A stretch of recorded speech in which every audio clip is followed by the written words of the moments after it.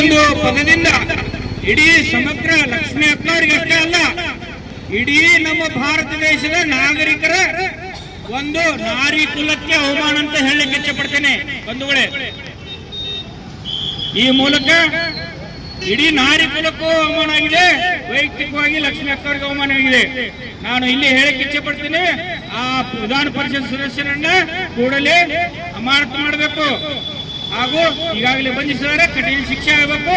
ಮತ್ತು ಈ ರೀತಿ ನಾವು ಯಾವತ್ತಿಗೂ ಲಕ್ಷ್ಮೀ ಅಕ್ಕರ ಪರವಾಗಿರ್ತೀವಿ. ಎಷ್ಟು ಹೀನಾಗಿ ಮಾತಾಡಿದ್ರು, ಅದೇ ರೀತಿಯಾಗಿ ನಮ್ಮ ಶಾಸಕರು ಎಷ್ಟು ಹೆಣ್ಣಿನ ಬಗ್ಗೆ ಅಸಂಸ್ಕೃತವಾದಂತ ಶಬ್ದವನ್ನ ಉಪಯೋಗ ಮಾಡಿದ್ರು.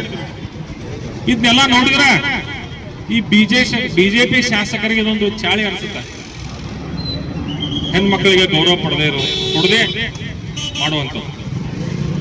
ಅದೇ ರೀತಿಯಾಗಿ ನಮ್ಮ ಪಕ್ಷದವರು ಅಂಬೇಡ್ಕರ್ ಬಗ್ಗೆ ಒಂದು ಅವಮಾನಕರವಾಗಿ ಬಿಜೆಪಿ ಅಮಿತ್ ಶಾ ಮಾಡಿದಂತ ಒಂದು ಹೇಳಿಕೆಯನ್ನ ವಿರೋಧ ಮಾಡಿ ಅವತ್ತು ಪ್ರಚಾರ ಮಾಡ್ತಾರೆ.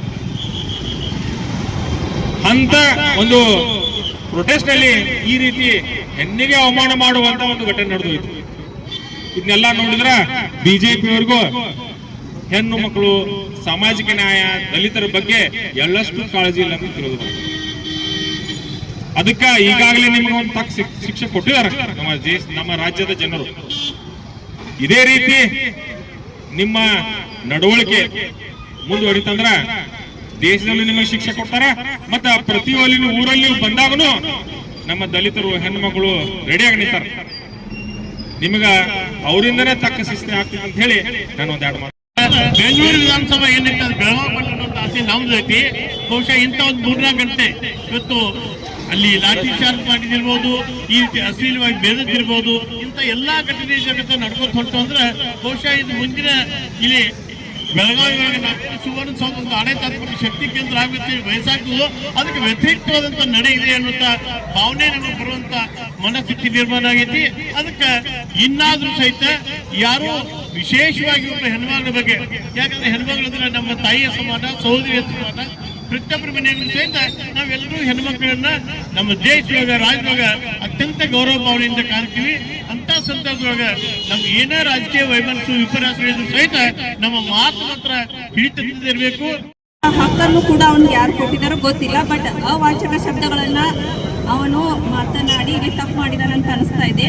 ಮತ್ತು ಇವತ್ತಾದರೂ ಕೂಡ ಅವನು ಕೆಲವೊಂದು ವಿಷಯಗಳನ್ನು ಹೇಳ್ತಾ ಇದ್ದಾರೆ, ನಾನು ಅಂದಿಲ್ಲ ಅಂತ. ಬಟ್ ಸದನದಲ್ಲಿ ಎಲ್ಲರೂ ಕೇಳ್ಕೊಂಡಿದ್ದಾರಲ್ಲ, ಅವರು ಸುಮ್ಮನೆ ಸಿಟಿ ರವಿನ್ ಜೊತೆ ಜಗಳ ಮಾಡೋಕೆ ಅವ್ರಿಗೆ ಸರಿ ಅನಿಸುತ್ತಾ ಹೇಳಿ. ಇವತ್ತು ನಮ್ಗೆ ನ್ಯಾಯ ಸಿಗಬೇಕು. ಲಕ್ಷ್ಮೀ ಹೆಬ್ಬಾಳ್ಕರ್ ಅವರು ಉತ್ತರ ಕರ್ನಾಟಕದ ಹೆಮ್ಮೆಯ ಪುತ್ರಿ ಅಂತ ನಾನು ಹೇಳಕ್ ಇಷ್ಟಪಡ್ತೀನಿ.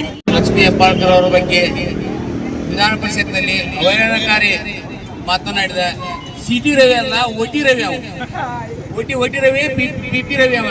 ಯಾಕಂದ್ರೆ ಈಗಾಗಲೇ ಸಾಕಷ್ಟು ಜನರಿಂದ ಅವಹೇಳನಕಾರಿಗೆ ಮಾತಾಡಿ ಭಾಳ ಹೆಟ್ಟಿಸ್ಕೊಂಡ. ನಾವು ಈಗೂ ಇಲ್ಲಿ ಬಂದು ಅಡ್ಡ ಆಗ್ಬೇಕಂತ ಮಾಡಿದ್ದಾವ, ಪೂರ ಅಡ್ಡ ಆಗಿದ, ಬರೋಬ್ಬರಿ ಯೋಗ್ಯ ಇದ್ದ.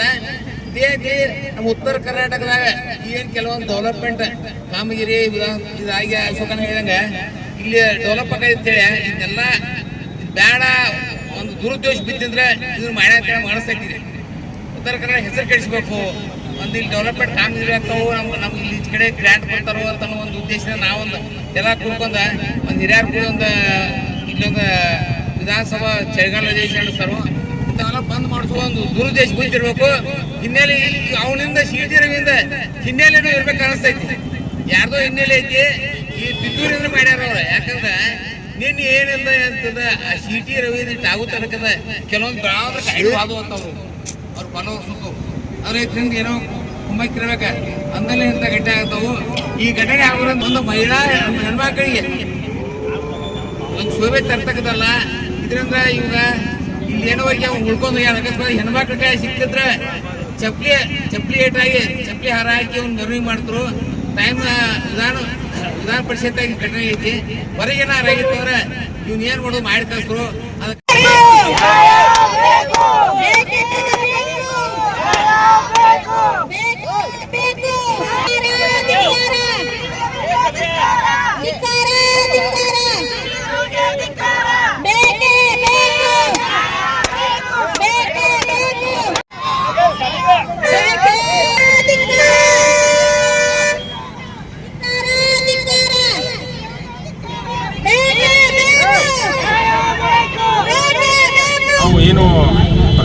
ದೇವಾಲಯ ಅಂತೀವಿ ವಿಧಾನಸಭೆಯಲ್ಲಿ, ಅಂಥ ಒಂದು ಜಾಗದಲ್ಲಿ ಶಬ್ದವನ್ನು ಪ್ರಯೋಗ ಮಾಡಿದರು. ಮತ್ತು ಏನು BJP ಸರ್ಕಾರ, BJP ಪಕ್ಷ ಭಾರತೀಯ ಸಂಸ್ಕೃತಿ ಮತ್ತು ಶ್ರೀರಾಮಚಂದ್ರನ ಹೆಸರಿನಲ್ಲಿ ಏನು ಅಧಿಕಾರ ಇವತ್ತು ಅನುಭವಿಸ್ತಾ ಇದ್ದಾರಲ್ಲ, ಅಂಥವರು ಅಂಥ ಒಂದು ಹಿಂದೂ ಧರ್ಮದಲ್ಲಿ ಏನು ಹೇಳಿಕೆ ಅಂದ್ರೆ, ಎಲ್ಲಿ ಹೆಣ್ಣು ಮಗುವಿನ ಪೂಜೆ ಮಾಡ್ತಾರಲ್ಲೋ ಅಂಥ ಜಾಗದಲ್ಲಿ ದೇವರು ನೆಲೆಸ್ತಾನಂತ. ಇಂಥ ಪಕ್ಷದವರು ಹೆಣ್ಣಿಗೆ ಒಂದು ಅವಮಾನಕರವಾದಂಥ ಹೇಳಿಕೆಯನ್ನು ಕೊಡ್ತಾ ಇದ್ದಾರೆ. ಇದಷ್ಟೇ ಅಲ್ಲ, ಒಂದು ಸಲ ಅಂದ್ರೆ ಆಗ್ಬೋದು, ಆದರೆ ಈ ಹಲವಾರು ಈ 2-3 ವರ್ಷಗಳಿಂದ ನೋಡ್ಬೋದು. ಹಿಂದೆನೂ ಸಹ ವಿಧಾನಸಭೆಯಲ್ಲಿ ಈ CT ರವಿಯವರು ನಿತ್ಯ ಸುಮಂಗಲಿ ಅಂತ ಹೇಳಿ ಒಂದು ಶಬ್ದವನ್ನು ಯೂಸ್ ಮಾಡಿದ್ರು. ಅಷ್ಟೇ ಅಲ್ಲ, ನಮ್ಮ ಬೆಳಗಾವಿ ರಾಜಕಾರಣದಲ್ಲಿ ನೋಡ್ತೀನಂದ್ರೆ ಸಂಜಯ್ ಪಾಟೀಲ್ ಅವರು ಮೊನ್ನೆ ಲೋಕಸಭಾ ಎಲೆಕ್ಷನ್ನಲ್ಲಿ ಅತಿ ಅವಮಾನಕರ ಹೇಳಿಕೆಯನ್ನು ಅವರ ಪರ್ಸನಲ್ ಲೈಫ್ ಬಗ್ಗೆ ಒಂದು ಹೇಳಿಕೆ ಕೊಟ್ಟಿದ್ರು. ಅಷ್ಟೇ ಅಲ್ಲ, ಹೆಬ್ಬಾಳ್ಕರ್ ಬಗ್ಗೆ ನಮ್ಮ ಕ್ಷೇತ್ರದ ಶಾಸಕರು ಸಹ ಅತಿ ಅವಮಾನಕರವಾಗಿ ಮಾತಾಡ್ತಿದ್ರು ಎಲೆಕ್ಷನ್ನಲ್ಲಿ.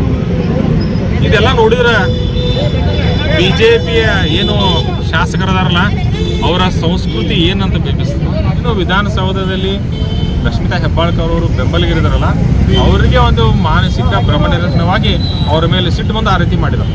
ಯಾವುದೇ ಇದರಲ್ಲಿ ಅವರಿಗೆ ಏನಾದರೂ ಮಾಡಬೇಕು ಅಥವಾ ಅವ್ರಿಗೆ ಅಟ್ಯಾಕ್ ಮಾಡಬೇಕು ಅಥವಾ ಅವ್ರನ್ನೇನು ಮಾಡಬೇಕು ಅಂತ ಆ ರೀತಿ ದುರುದ್ದೇಶದಿಂದ ಮಾಡಿಲ್ಲ.